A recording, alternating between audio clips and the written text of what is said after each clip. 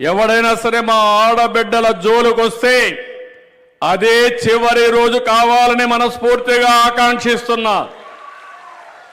ఒక పక్క ఫ్యాక్షన్ రాజకీయాలు రాయలసీమలో, హైదరాబాద్లో కమ్యూనల్ వైలెన్స్, గల్లీకి ఒక రౌడీ, ఊరికి ఒక రౌడీ. ఒకటే చెప్పాను, ఈ రాష్ట్రంలో అన్ని సమస్యల పరిష్కారం చేస్తాను. నా కమిట్మెంట్ అంతా కూడా ప్రజా సంక్షేమం, ప్రజల ఆస్తులకు రక్షణ, మా ఆడబిడ్డల శీలాన్ని కాపాడే బాధ్యతను తీసుకుంటానని చెప్పాను. ఎన్నికల ముందు మీరు చూశారు, ఎక్కడ చూసినా డ్రగ్స్, ఎక్కడ చూసినా గంజాయి. నేను పూర్తిగా పరిష్కారం చేశానని చెప్పడం లేదు, కానీ ఒకటే చెప్తున్నా, గంజాయి అమ్మినా, గంజాయి తీసుకున్నా, డ్రగ్స్ వాడినా కబద్దార్ జాగ్రత్తగా ఉండండి. ఈ రాష్ట్రంలో మీకు స్థానం లేదు, ఉండదని మరొకసారి హెచ్చరిస్తున్నా. ఎవడైనా సరే మా ఆడబిడ్డల జోలుకొస్తే అదే చివరి రోజు కావాలని మనస్ఫూర్తిగా ఆకాంక్షిస్తున్నా. ఆ భయం ఉంటే తప్ప ఈ రౌడీలకు భయం ఉండదు. అలాంటి రౌడీల్ని ప్రోత్సహిస్తూ తెనాలికి పోతే గంజాయి బ్యాచ్,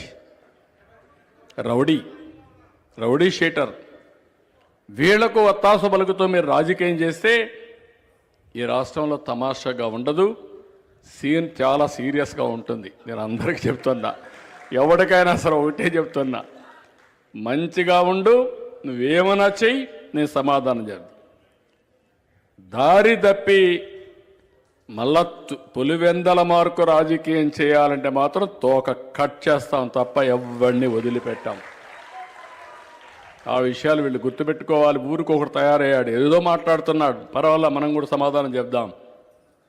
కానీ లా అండ్ ఆర్డర్ చేతికి తీసుకుంటే మాత్రం చాలా సీరియస్గా ఉంటుంది. ఆ విషయం వీళ్ళు గుర్తుపెట్టుకోవాల్సిన అవసరం ఉంది.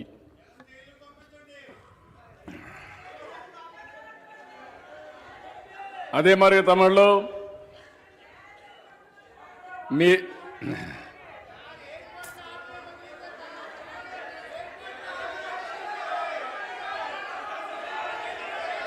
నేనేమంటానంటే,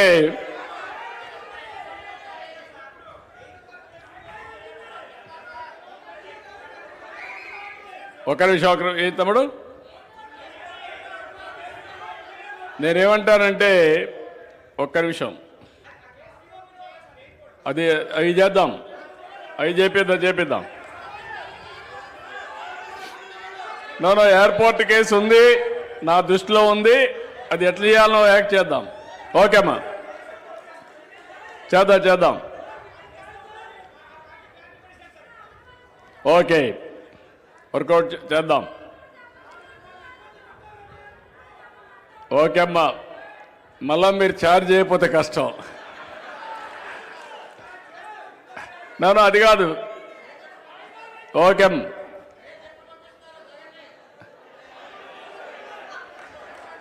కూర్చోమ్మా, కూర్చో. నేను ఒకటే చెప్తున్నా, ప్రజల్లో చైతన్యం రావాలి. నా రాజకీయ జీవితంలో చాలామంది పైన రాజకీయ పోరాటం చేశాను, కానీ ఈరోజు నేను చేసే పోరాటం నేరస్తులతో పోరాటం. ఆ నేరస్తులకు రాజకీయ ముసుగు తీయాలి, నేరస్తులను నేరస్తులుగానే ట్రీట్ చేసే పరిస్థితి రావాలని మనస్ఫూర్తిగా ఆకాంక్షిస్తున్నా. దానికోసం మీరు అందుకే ఒక మాట చెప్పారు, నేను ఎక్కడ రాజీ పడను. అదే సమయంలో మీరు అన్నట్టు నాకు కక్ష లేదు, రాష్ట్రం మీద ప్రేమ, పేదవాళ్ళ మీద అభిమానం. దీనికోసం ఒకటే గుర్తుపెట్టుకోండి, తప్పు చేసిన వాడు ఎవడైనా సరే ఈరోజు రేపో ఎల్లుండో శిక్షకు అర్హుడు, తప్పకుండా అనుభవిస్తారని మీ అందరికీ విజ్ఞప్తి చేస్తున్నా. ఇంకో పక్కన మీరు ఎక్కడికక్కడ మీరు చేయాల్సింది ఈ విషయాలన్నీ కూడా పోలవరం, 12,500 కోట్ల రూపాయలు కేంద్రం ఇచ్చి ముందుకు తీసుకుపోయాం. ఉచిత ఇసుక ఇచ్చేసాం. ఎక్సైజ్ పాలసీ కూడా తీసుకొచ్చాం. వాట్సాప్ గవర్నెన్స్ పెను మార్పిది. ఏం తమ్ముళ్ళు, ఈ కుండోళ్ళందరికీ వాట్సాప్ గవర్నెన్స్ గురించి ఐడియా ఉందా? ఉంది అంటే చేలు పైకి ఎత్తండి. ఓకే, అగ్రీడ్, చేలు దించండి. ఐటీ మినిస్టర్ గారి చొరవతో వాట్సాప్ గవర్నెన్స్ శ్రీకారం చుట్టాం. ఆగస్టు 15కి 100% సర్వీసులన్నీ 700 సర్వీసులు వాట్సాప్లోనే ఉంటాయి. ఏ ఆఫీసుకు పోయే పనే లేదు. లాభమేనా? మీరందరికీ చెప్పారా?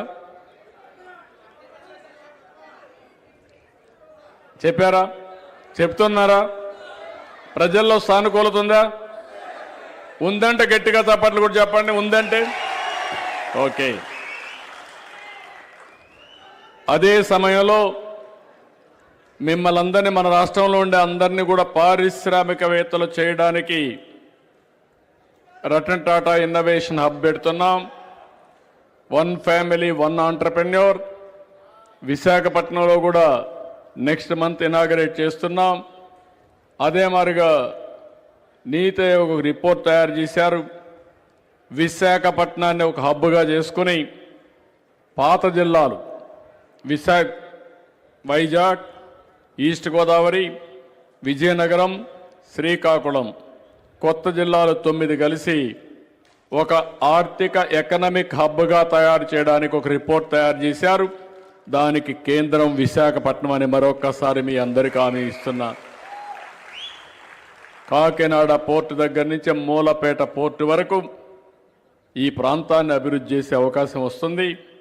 One of the best economic కారిడార్గా ఇది తయారవుతుందని చెప్పి కూడా నేను మీకు తెలియజేస్తున్నా. చేనేత కార్మికులకి జిఎస్టీ ఎత్తేస్తాం. పవర్ లూమ్స్కి 500, హ్యాండ్లూమ్కి 200 యూనిట్లు. పోర్టా ఓకే, దాన్ని కూడా ఎంతవరకు రాగలుగుతుందో వర్కౌట్ చేద్దాం. వస్తే డెఫినెట్గా వయబిలిటీ ఉందంటే డెఫినెట్గా ఇప్పిస్తాం తమ్ముళ్ళు. ఎవ్రీ 50 కిలోమీటర్కి ఒక పోర్ట్ పెడుతున్నాం, అది కూడా వస్తాయి. గీత కార్మికులకు ఫస్ట్ టైం 10% మద్యం షాపులు పెట్టాం. స్వర్ణకారులకి కార్పొరేషన్ ఏర్పాటు చేశాం. ఇక్కడ మీ అందరినీ కోరుతున్నా, పిఎం సూర్యగర్ మీ ఇంటి పైన రూఫ్ టాప్ కరెంట్ ఉత్పత్తి చేసుకోవాలి. దీనికి 3 కిలోవాట్లకి 98,000 బీసీలకు ఇస్తాం, 78,000 వరకు ఓసీలకు ఇస్తాం. అదే మరి ఎస్సీలు ఎస్టీలు అయితే ఉచితంగా ఇస్తాం. మీరు చేసుకోగలిగితే శాశ్వతంగా కరెంటు ఛార్జీలు కట్టే పరిస్థితి ఉండదు. మీకు ఇంకొంచెం తెలివితేటలు కానీ బాగా ఇది చేసుకుంటే మీ కారుకు కూడా మీ ఇంట్లోనే ఛార్జ్ చేసుకోవచ్చు. మీ స్కూటర్కి కూడా మీ ఇంట్లోనే ఛార్జ్ చేసుకోవచ్చు. ఇది మీరందరూ ఫస్ట్ టైం నేను మిమ్మల్ని కోరుతున్నా. ఎమ్మెల్యేలకు చెప్పా, ప్రతి నియోజకవర్గంలో 10,000 ఇండ్లకు రూఫ్ టాప్ సోలార్ పెట్టుకోవాలి. అది మన పార్టీ వాళ్ళు ఎక్కువ పెట్టుకుంటే నేను సంతోషపడతా. ఎందుకంటే కరెంట్ ఛార్జీలు తగ్గుతాయి, ఆ డబ్బులు రాజకీయానికి ఖర్చు పెట్టచ్చు. ఇంకో 10 రూపాయలు ఎక్కువ ఖర్చు పెట్టే అవకాశం వస్తుంది మీకు అందరికీ. దీనికి కూడా మీరు ఇచ్చేయాల్సిన అవసరం ఉంది. వేద విద్యార్థులకు 3,000, అర్చకులకు 15,000, నాయి బ్రాహ్మణులకు 25,000, ఇమాములకు 10,000, మౌజన్లకు 5,000, పాస్టర్లకు 5,000, న్యాయవాదులకు 10,000 రూపాయలు చొప్పున ఇచ్చాం.